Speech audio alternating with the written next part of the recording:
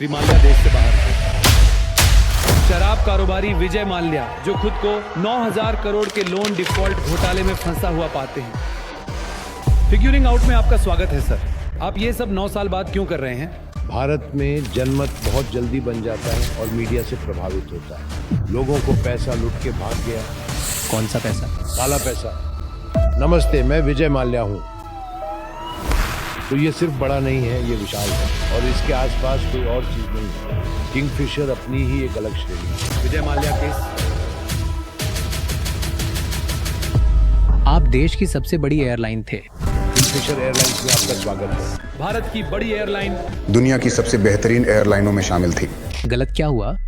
तो मैं भारत के तत्कालीन वित्त मंत्री श्री प्रणब मुखर्जी के पास गया और कहा, मुझे इस एयरलाइन को छोटा करना पड़ेगा। मुझे उस समय किंगफिशर को छोटा न करने के लिए कहा गया था। आप जारी रखें, बैंक आपका समर्थन करेंगे। यहीं से सब कुछ शुरू हुआ। किंगफिशर एयरलाइंस को अपनी सभी उड़ानें निलंबित करनी पड़ी है। विजय माल्या। किंगफिशर एयरलाइंस संघर्ष कर रही है। उस समय जब आपने अर्न मांगा था, कंपनी की हालत उतनी अच्छी नहीं थी।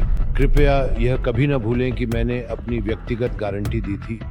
तो ये जो सारी कहानी है कि लियोप्स कभी आपने व्यक्तिगत गारंटी नहीं दी। लोग आपको इस तरह का अर्न संपार्श्विक के बदले देते हैं। उन्होंने किंगफिशर एयरलाइंस के शेयर दोगुने दाम पर लिए थे। फिर से एक बयान है कि आपके अंतर्राष्ट्रीय कर्मचारियों को वेतन मिल रहा था, भारतीय कर्मचारियों को नहीं। भारत में कंपनी के पास पैसे नहीं थे।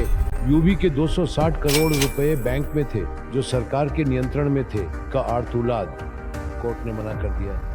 कई अंतर्राष्ट्रीय अदालतें, स्विट्जरलैंड की अथॉरिटीज, यूके की एक अदालत ने भी आपको फंड के गलत प्रस्तुतिकरण का दोषी पाया है। नहीं, क्या आपको कभी अफसोस होता है कि आप कुछ नहीं कर पाए?